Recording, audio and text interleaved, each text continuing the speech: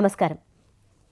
Doctor B R Ambedkar సార్వత్రిక విశ్వవిద్యాలయం విద్యార్థిని విద్యార్థులకు స్వాగతం. ఇవాల్టి కార్యక్రమంలో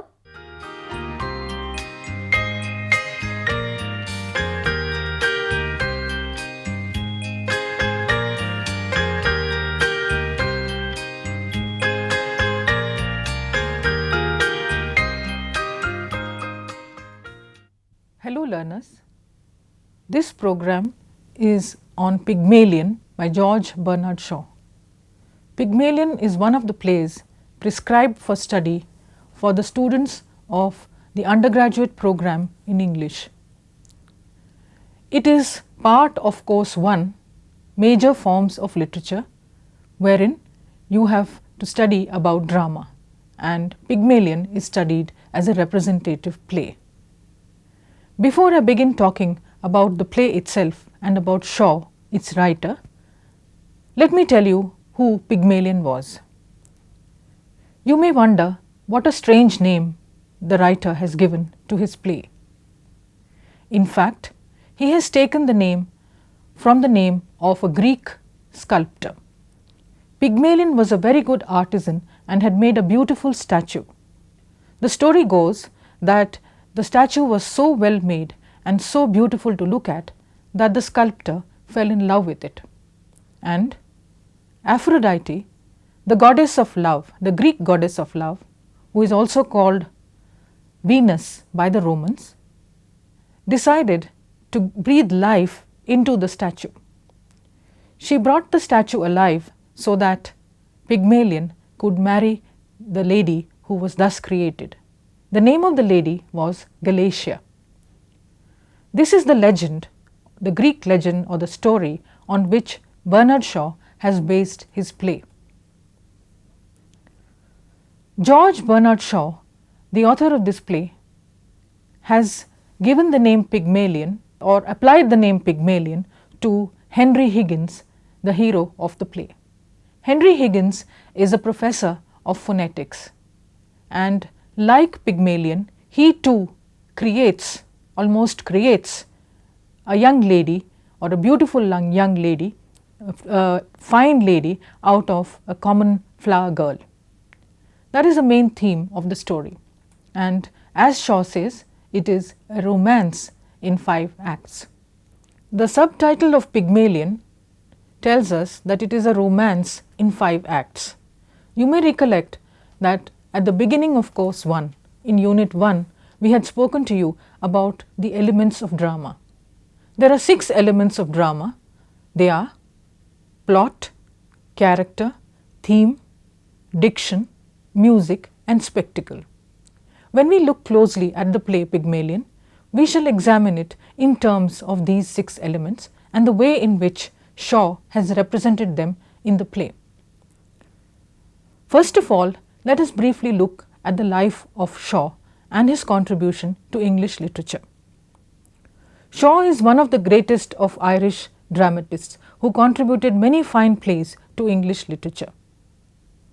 Born in Dublin, Ireland in 1856, Bernard Shaw was the son of a minor official of the Dublin law courts.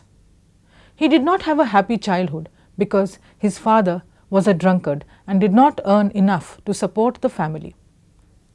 It was his mother who actually supported the family. His mother was fond of music and taught him how to appreciate good music. She also taught him how to play music, how to sing. In fact, that is the reason why many of Shaw's plays have music and rhythm in the background. In fact, the characters appear to be singing rather than speaking. After the family moved to London, Shaw's mother gave music lessons and sang at concerts to support herself and her 3 children. This love of music was to come in handy for Bernard Shaw because he was later able to work as a music critic, reviewing operas and music performances. Independent of mind and spirit, George Bernard Shaw looked on life in very unconventional ways. Though he took up a job in a small office as a clerk and a cashier, He began to write music reviews and plays for the Saturday Review, a weekly periodical. Music and rhythm remained significant in his plays and in his life. A self-educated man, Shaw spent a lot of time in the British Museum Library. He produced 5 novels which were unsuccessful, became a socialist, and after overcoming his initial shyness became quite a good orator.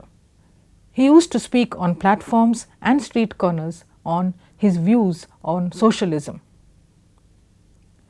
Shaw shocked the average public by being a vegetarian, a teetotaler, and a non-smoker. His free thought shocked the pious, his socialism shocked the rich, and his frankness about man and woman shocked the prudes. At social gatherings, he was a gentle and courteous man, but quick at repartee and ready with a witty answer. A story goes that a beautiful young lady came up to him at a social gathering and asked to marry him. She said, "Mr. Shaw, if you marry me, we will have offspring who are as intelligent, who have the brains, who have your brains and my beauty." Shaw was quick to reply and say, "But madam, what would happen if they had your brains and my beauty?" The lady was shocked and speechless. Extremely interested in sounds and spellings of the English language, he left a vast fortune for the invention and furtherance of a new system of English spelling. This was because he felt that the spellings in English did not match the sounds of the language. You may have noticed that in the course material we have given you the example of but but and put put. You may notice that the two words look alike as far as the spelling goes, but they are pronounced very differently.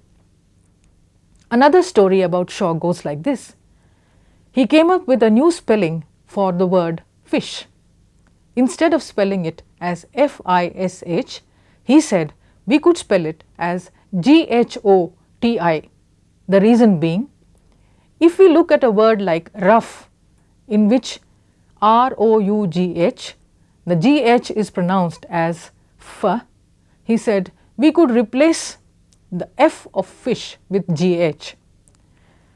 For the next word or the next letter, the sound I, which is pronounced as in fish, he said we can replace it by O, as in women. In the word women, we pronounce the O as I, and he said it could replace the I of fish. For T-I, he said T-I is often pronounced as sh, so sh could be written as T-I in the word fish. For example, as in the word ration, we say ration, the T-I is pronounced as sh. By this explanation, Shaw believed that we could write the word fish with G-H-O-T-I. He was trying to explain that the English alphabet and the English sounds did not quite match. And he understood that it was extremely difficult for people who did not know the language to speak as the good English speakers do. It was for this reason that he set aside a lot of money and a large fortune and suggested that someone should invent a new type of spelling system. Let us come back again to the life of Shaw and his works. Shaw's plays were called intellectual dramas. The reason why they were called intellectual dramas were because they were about social issues. He took up major issues which were of concern to the society and wrote plays about them. The range of themes he covers are numerous, such as the ways of slum landlords in widowers' houses, prostitution in Mrs. Warren's profession, comedy in Candida, satire in Arms and the Man, historical events, Caesar and Cleopatra. His characters did not speak in blank verse. They spoke in modern English. Amongst his famous later plays, we have the play we have to study, Pygmalion, which was written in 1912, Androcles and the Lion, 1913, Back to Methuselah, 1917-1920, Saint Joan, 1923, The Apple Cart, 1929, and Too True to be Good, 1932. In 1925, Shaw was awarded the Nobel Prize for Literature. Later, he refused an offer of peerage and appointment to the Order of Merit, protesting that he was a socialist and a believer in equal incomes for all. When he died at the age of 94, he left a fortune of £367,000 for the invention of a new spelling system for the English language. Having glanced at the remarkable span of Shaw's life and work, let us now study the play Pygmalion closely. Shaw's personal interest in phonetics, or the study of the sounds of the language, is reflected in this play. He was deeply impressed by Henry Sweet, a famous linguist, and it is on him that the main character, Henry Higgins, has been modelled. The play begins with an encounter between the major characters on a rainy day outside Covent Garden in London. The time is 11:15 p.m. We are introduced to Henry Higgins, the middle-aged professor who is not named at the beginning, he is merely called the note-taker, Eliza the flower girl, Colonel Pickering, the scholar of Sanskrit, Freddie, his mother and sister. Eliza speaks Cockney, a dialect of English. If we examine the plot of the play, it can be briefly presented like this. Act 1, meeting of major characters. Act 2, the experiment begins. Act 3, Eliza appears in upper class society. Act 4, the experiment is a success. Act 5, conflict and discussion. In Act 1, we see that there is a meeting of all the major characters. The action begins with Higgins deciding to take up the experiment of converting the uncouth poor girl into a society lady. In Act 3, Eliza appears in upper class society and acts as a mechanical doll. At the end of Act 3 and the beginning of Act 4, Eliza passes off as a duchess, as a foreign princess in fact, at an ambassador's party. The experiment is a success. Act 5, discussion follows. It is a superb comedy of wit and a battle of words in this act. There is conflict between the major characters. Eliza, the statue, turns into a human being. The mechanical doll turns into a natural human being. Her feelings are wounded. She does not like being treated as a guinea pig. She grows up to become an independent person.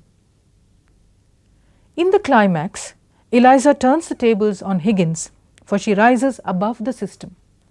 She no longer speaks the sentences that he has taught her. Those sentences which she uttered as a parrot when he was teaching her, she now speaks her own lines. Alfred Doolittle is a parallel and a contrast to her, because unlike Eliza, though he inherits a fortune and rises from the slums, he remains as he is. His character doesn't really change. Thus, as a drama, the plot follows the formula exposition, complication, discussion. The play is a romance only in name. The Pygmalion of Shaw's play is faced with an awkward situation of having to face a rebellious woman who asserts her independence at the end. Of course, the film, which was an adaptation of the play, changes the end. It is made into a romance in the film. The screenplay writer, Alan J. Lerner, explains why he altered the story and says, "Heaven forgive me, I am not certain he," that means Shaw, "is right." Let us now look at the way The second element, characters, are presented in this play. The first character we shall discuss is Henry Higgins. Higgins is introduced at the beginning of the play as the note taker. He has turned his back away from the people in the crowd. He does not appear to be troubled by the weather or by the fact that there is no transport available. He is interested in taking down what everyone is saying. In fact, the common people suspect that he is a spy of the police. They call him a copper's narc. He can tell where a person comes from by just listening to the language of that person.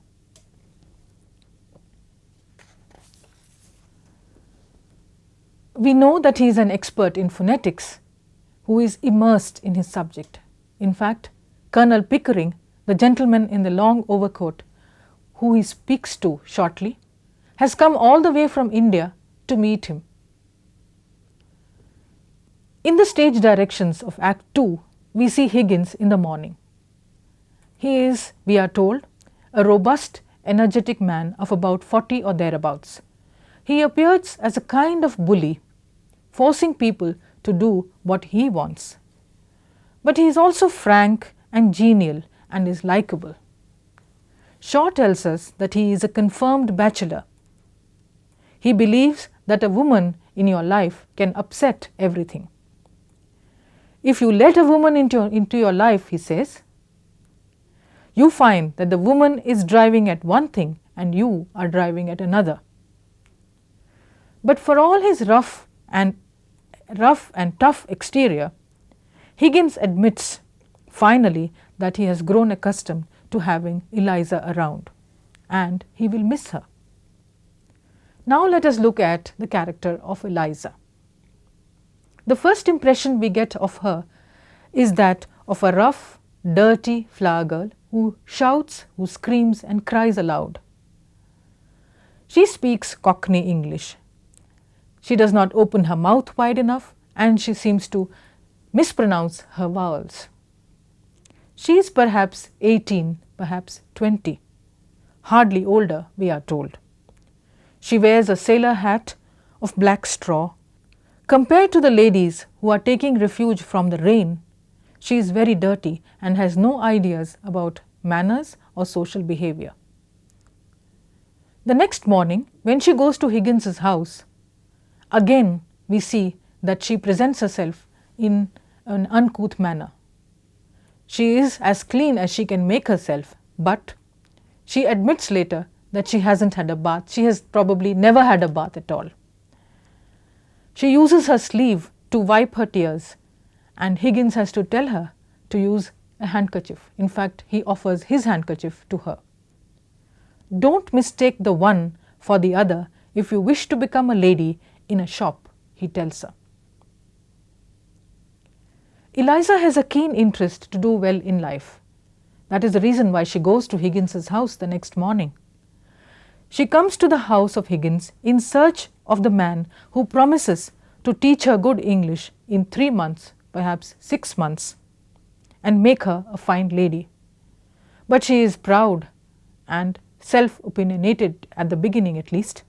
She even offers to pay for her tuition.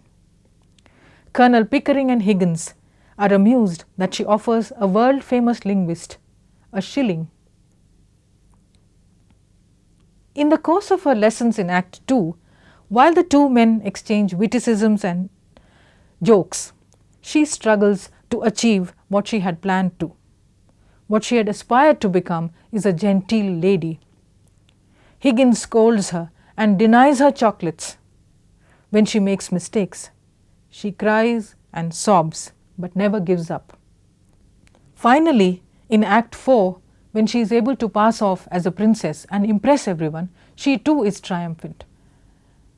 It is only when Higgins comments that he is glad it's over and done with, and now I can go to bed at last without dreading tomorrow, that she feels crestfallen and unwanted. She throws his slippers at him. Her grammar slips and she says, I am nothing to you, not so much as them slippers. And by force of habit, Higgins corrects her, those slippers. Eliza's sensitive nature and her feeling of insecurity are revealed in this scene. By the end of Act 5, however, she regains her composure and can declare to Higgins, "I'll go and be a teacher," she says. "What will you teach in heaven's name?" he asks. "What you taught me, I'll teach phonetics," she replies. And little later she says, "You can't take away the knowledge you gave me, and I can do without you." Higgins retorts, "5 minutes ago you were like a millstone round my neck. Now you are a tower of strength." It is this growth into independence which is important in the character of Eliza. We shall not discuss the other characters in detail. You can study your course material where a few of the other characters have been discussed. Let us move ahead to the next important element, which is the theme. The subtitle, as we had said, declares that it is a romantic play, where traditionally we would expect that the hero and the heroine would get married.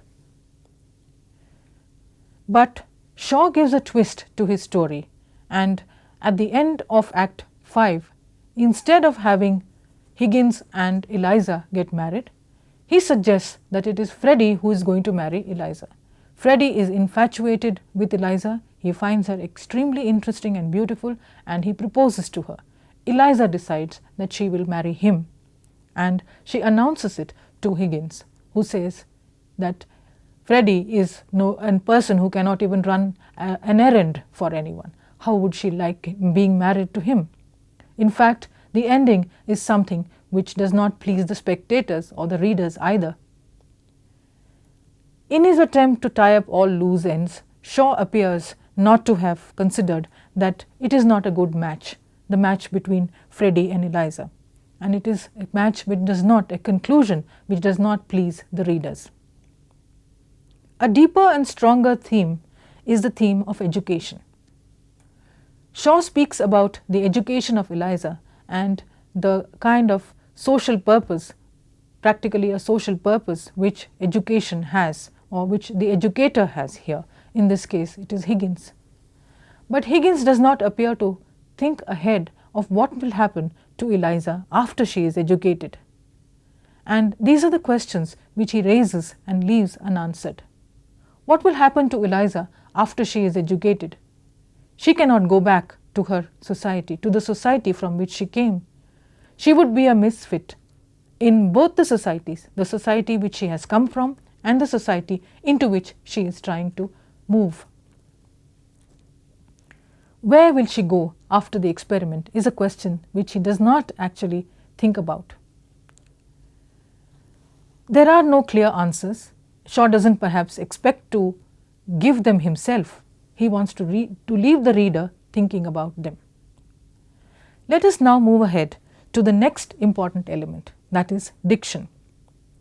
Diction refers to the language of the play. In this play, we have different types of language. We have the Cockney English, which is spoken by the common people in the first few acts, and by Alfred Doolittle, the father of Eliza, when he visits her. We have the proper English, which is spoken by the genteel ladies and gentlemen at the tea party and at the Ascot, the horse races, when Eliza is put to test. Shaw makes the natural people speak Cockney, and he gives the impression that they are stronger, their feelings are perhaps stronger, and that these people, the fashionable people, the people from rich society, are probably artificial to some extent. This theme is of course not developed further. The impression is left with us as far as the language goes. Colonel Pickering, Higgins, the ladies and gentlemen at the social gatherings all speak a perfect English. This perfection of English is also reflected in their use of idioms. It is for this reason that Eliza shocks everyone, both at the tea party and at the horse races, when she uses the idiom of the common people. Her language contains slang, words which are not acceptable in fashionable good society. And she also uses idioms which they do not understand. In fact, at the tea party, she speaks of her aunt as having been done in, which means having been killed by someone. And the guests at the party wonder at her language. Higgins tries to cover up by saying that it is a new small talk.